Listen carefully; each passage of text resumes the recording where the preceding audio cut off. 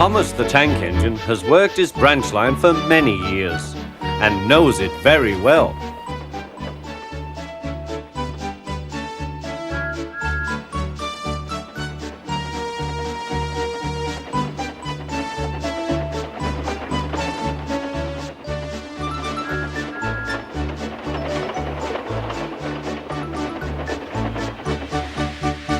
You know, just one stop, Thomas. Laughed his driver.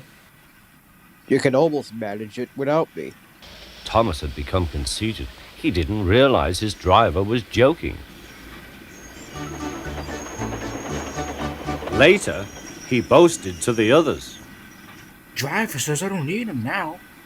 Don't be daft, Snorted Percy. I never go without my driver. Said Toby earnestly. I'd be frightened. Boasted Thomas. I'm not scared. Boy, you never dare. I would then. You'll see. The next morning, the firelighter came. Thomas drowsed comfortably as the warmth spread through his boiler. Percy and Toby were still asleep. Thomas suddenly remembered. Silly stick in the mud. He chuckled. I'll show them. Driver said I could manage without him. I'll just go out. Then I'll stop and whoosh. That'll make him jump. Thomas thought he was being clever. Really, he was only moving because a careless cleaner had meddled with his controls. He soon found his mistake. He tried to whoosh, but he couldn't. He tried to stop, but he couldn't. I can't stop. He just kept rolling along. He didn't dare look at what was coming next.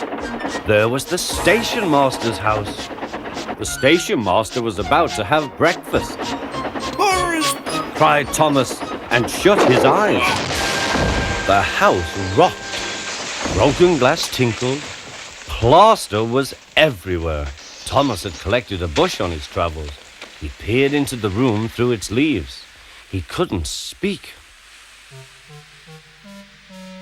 The station master was furious. His wife picked up her plate. "You miserable engine," she scolded. "Just look what you've done to our breakfast.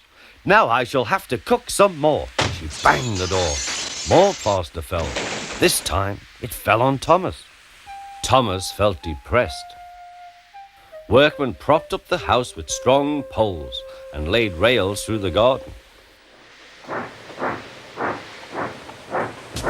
Meanwhile, Donald and Douglas arrived.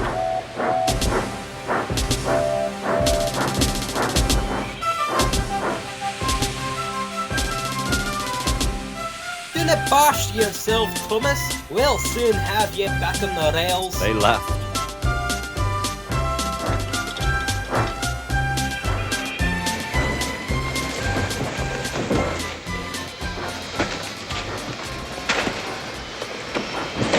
Donald and Douglas, puffing hard, managed to haul Thomas back to safety.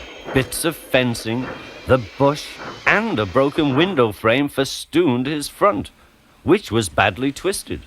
The twins laughed and left him. Thomas was in disgrace. There was worse to come. You are a very naughty engine. Oh no, sir. I'm sorry, sir. Thomas's voice was muffled behind his bush.